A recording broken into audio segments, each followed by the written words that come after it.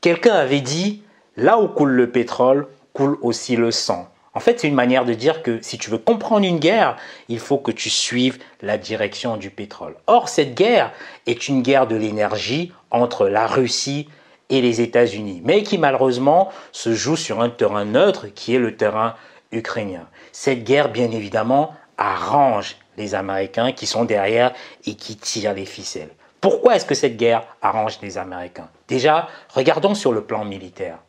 Ce conflit redonne une raison d'être à l'OTAN, parce que l'OTAN est dominée par les intérêts américains. Et cette OTAN, on la disait déjà morte au vu des guerres injustifiées qu'on a eues par exemple en Irak, qu'on a eues en Afghanistan, qu'on a eues en Libye. Donc ça, c'est une chose. Donc cette guerre également rend légitime la présence de l'OTAN dans certains pays de l'Europe de l'Est. Également, cette guerre ouvre aux Américains le marché européen de la défense, notamment pour des pays comme l'Italie, pour des pays comme la Belgique, les Pays-Bas. Ce sont des pays qui ne produisent pas des armes, donc qui commandent des armes venant des Américains. Et bien sûr, cette guerre éloigne les Russes des Européens, parce qu'un rapprochement entre la Russie et l'Europe constituerait un bloc beaucoup plus puissant même que le bloc chinois.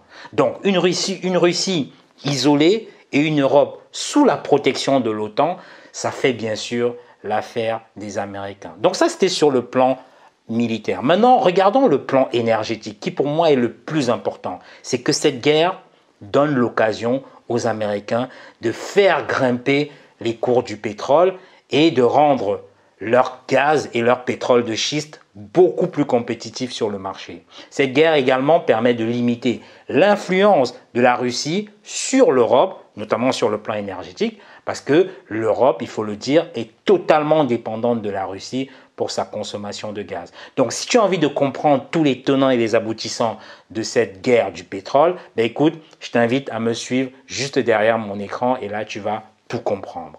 Comme je te disais, cette guerre entre la Russie et l'Ukraine est plutôt une guerre masquée entre la Russie et les États-Unis. C'est une guerre plutôt énergétique, c'est une guerre du pétrole. Et donc regarde, je vais te le montrer et tu vas comprendre. Il y a eu depuis plusieurs années une offensive américaine, mais il y en a plusieurs et tu vas le revoir. La première offensive américaine, il y a eu ce qu'on appelait l'initiative des Trois Mers. Donc, c'est un projet qui est encouragé, financé par les Américains. Et d'ailleurs, pourquoi est-ce qu'on l'appelle Initiative Trois Mers? C'est parce que c'est un projet qui touche la mer Baltique, la mer Noire et la mer Adriatique. Et en quoi consiste ce projet? Justement, c'est de créer ici une sorte de corridor, comme on peut le voir ici, entre tous ces pays. Là, on a 12 pays que tu vois ici en vert. Et c'est d'utiliser surtout les deux terminaux là, parce que là on a un terminal ici en Croatie et on a un terminal ici là en Pologne. Ce sera une sorte de porte d'entrée pour faire venir le pétrole du Qatar, par exemple là, et pour faire venir le gaz de Norvège par ici en fait. Voilà. Donc ça, c'est la stratégie inavouée des Américains. Parce que l'objectif des Américains, c'est vraiment de réduire la dépendance de tous ces 12 pays ici aux importations russes, parce que la Russie est par là. Et c'est bien sûr de se positionner comme le fournisseur de gaz. Parce que l'objectif des Américains, c'est de séparer bien évidemment tous ces pays-là de la Russie et de faire venir son gaz pour nourrir tous ces pays européens. Donc ça, c'était la première offensive américaine. La deuxième offensive américaine, là, c'est vraiment un tacle glissé que les Américains ont tenté de faire aux Russes. Parce qu'il faut comprendre une chose, c'est que les Russes et les Biélorusses sont des pays frères. Ce sont des pays amis. Parce que la Biélorussie faisait partie déjà intégrante de l'URSS à l'époque. Donc, ils ont des relations très, très privilégiées. Donc, à cause d'un tout petit désaccord sur le renouvellement de contrat, la Russie n'a pas livré pendant quelques jours du gaz à la Biélorussie. Eh bien, les Américains en ont profité pour proposer à la Biélorussie de lui fournir l'intégralité de ses besoins en pétrole, en gaz, via, bien sûr, la Lituanie, en passant par là. Donc, tu comprends que il y a des tacles glissés qui se font à chaque fois. Et ça, c'est vraiment pas bien. Ensuite, on a la troisième offensive américaine. C'est que les Américains font tout pour boycotter ce projet qu'on appelle le projet Nord Stream. Parce que ici en blanc, ça c'est le projet Nord Stream En blanc, ça c'est un gazoduc qui a déjà été construit. Et en rouge, c'est le projet Nord Stream 2. C'est le projet qui crée des problèmes actuellement. C'est pour ça qu'on en parle beaucoup. Et ces deux gazoducs-là ont pour destination l'Allemagne. Parce qu'il faut comprendre que l'Allemagne est un partenaire très privilégié de la Russie, en fait. C'est pour ça que l'Allemagne n'est pas très d'accord avec toutes les sanctions qu'on inflige à la Russie. Parce qu'elle sait qu'elle profite beaucoup avec la Russie. Et donc, revenons donc sur ce projet Nord Stream 2. Qu'est-ce qui s'est passé? En 2019, le gouvernement américain a voté quasiment une loi pour sanctionner toute société qui serait impliquée dans la construction du gazoduc Nord Stream 2. Parce que ce gazoduc-là, il est construit, mais il n'est pas encore fini, hein, comme on le voit là en pointillé. C'est-à-dire qu'il est construit à 95%, mais actuellement, il y a encore des problèmes parce que il y a plusieurs pays qui essayent de boycotter la construction, en fait. Et donc, comment est-ce que les Américains font justement pour boycotter? Ils vont saisir, par exemple, les avoirs, prendre les visas des dirigeants, de tous ces dirigeants qui travaillent pour la construction de ce gazoduc. Et l'objectif, bien évidemment, c'est toujours de limiter l'influence des Russes et de s'ouvrir à eux des nouveaux débouchés pour leur gaz de schiste. Parce que les Américains, c'est ça, hein, ils rêvent bien sûr de faire venir du gaz, comme tu peux voir ici, de faire venir du gaz là jusqu'à les pays européens. Ça, c'est leur objectif. Ce n'est pas fini. Quatrième offensive américaine, ça également, c'est justement des petits tacles glissés que vont faire les Américains aux Russes. Simplement, c'est que les Américains ont pour habitude d'utiliser ou bien d'exploiter les tout petits conflits qu'il y a entre les anciens pays soviétiques et la Russie. Surtout, ils vont utiliser ce pays-là, la Pologne, un peu comme leur cheval de Troie, un peu comme l'épine dans le pied de la Russie. Donc, qu'est-ce qu'ils vont faire? Les Américains vont surtout encourager la Pologne à bloquer ce projet Nord Stream 2.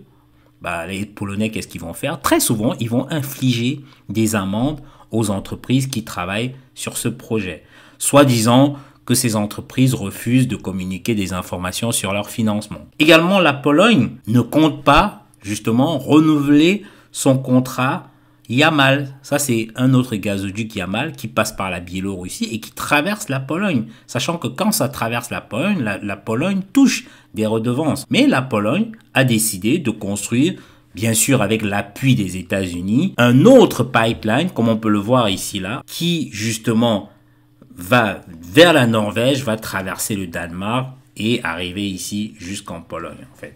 Donc voilà une guerre qui se joue comme ça. Mais ce n'est pas fini. Il y a également le Danemark. Le Danemark, on peut le voir ici, là, juste au-dessus de l'Allemagne, là. Le Danemark aussi a longtemps entravé la construction de ce projet Nord Stream 2, ici, en retardant simplement la délivrance des permis de construire. Parce que pour construire un pipeline, il faut que les pays qui soient limitrophes délivrent leur permis de passage. Et le Danemark, pendant longtemps, a limité, a retardé la délivrance de ces permis de construire. Donc voilà comme ça là, des petits tacles glissés qui se font et qui empêchent les Russes de livrer leur pétrole, leur gaz comme il se devrait. Mais la Russie a pris acte de tout ça, de l'hostilité occidentale à son encontre, et sait que justement tous ces pays ne sont pas vraiment très contents de l'avoir dominé l'Europe sur le plan énergétique. Elle a compris également que les États-Unis font tout pour limiter sa capacité, bien sûr, à nouer des partenariats avec d'autres pays, comme on a vu en mettant en place des sanctions, ainsi de suite. Donc, la Russie va bien sûr contre-attaquer. Première contre-attaque russe, les Russes vont quelque part renforcer leur stratégie d'encerclement énergétique de l'Europe. C'est ça. En faisant quoi? En construisant des gazoducs partout. Parce que là, sur cette carte, j'ai présenté les principaux gazoducs, mais il y a encore des gazoducs secondaires qui sont nombreux et qui circulent partout dans l'Europe. Donc, mais les gazoducs les plus importants, on a Nord Stream ici, là en bleu, qui est déjà construit.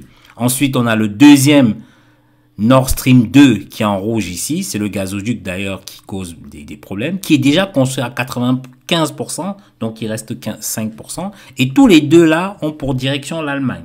Ensuite, il y a le gazoduc qui est à mal, qui passe là, qui traverse la Biélorussie et qui traverse la Pologne. D'ailleurs, c'est ce gazoduc dont les Polonais veulent rompre le contrat.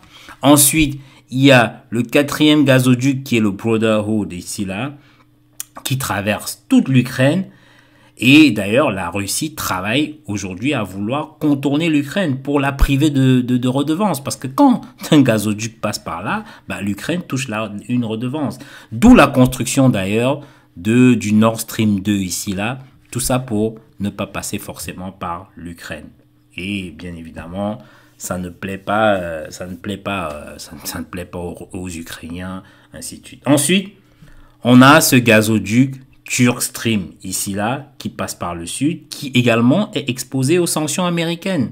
On se demande pourquoi les Américains sont toujours derrière, tirent toujours les ficelles. Donc, ce gazoduc Turk Stream, au sud, contourne encore une fois l'Ukraine. Ça contourne ici et ça va vers la Turquie. Donc, voilà la première contre-attaque russe. Ce n'est pas fini.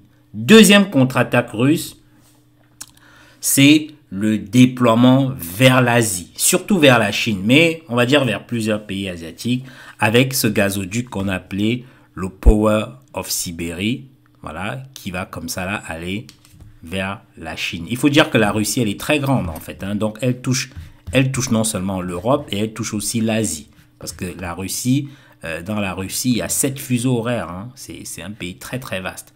Donc ce gazoduc là, qu'on appelle Power of Russie, est pris là vers le nord. Il y a une partie qui va là, ensuite ça va comme ça va en Chine, ça va en Mongolie, et ainsi de suite.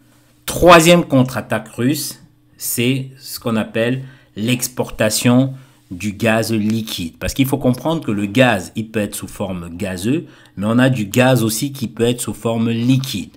D'ailleurs, un gaz sous forme liquide, tu peux le voir des fois dans certains briquets en fait. Hein. Tu vas voir que le gaz, il est liquide. Qu'est-ce qui se passe? C'est que depuis 2017 déjà, la Russie a triplé ses volumes de livraison en gaz liquéfié. Donc, elle développe comme ça ses exportations de gaz liquéfié qui sont, eux, transportables. Parce que quand c'est liquide, c'est facilement transportable par bateau, par voie maritime. Donc, l'objectif pour les Russes, c'est vraiment de s'affranchir de tous les blocages et les contraintes géostratégiques qui sont inhérentes aux infrastructures terrestres. C'est-à-dire quoi? C'est qu'on se rend compte que lorsqu'elle fait passer ses gazoducs, par exemple, en Pologne, en Ukraine, ça crée des problèmes. Elle, ce qu'elle fait aujourd'hui, c'est qu'elle développe justement ses exportations sous forme liquide pour pouvoir les faire passer comme ça par des grands bateaux. La quatrième contre-attaque russe, c'est la hausse du volume de production.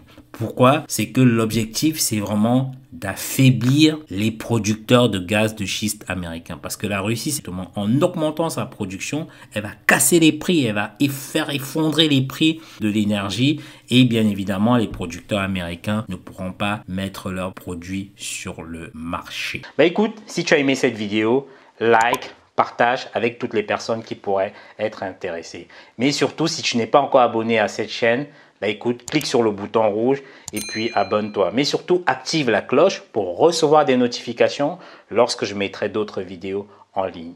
Bah écoute, je te dis à très bientôt.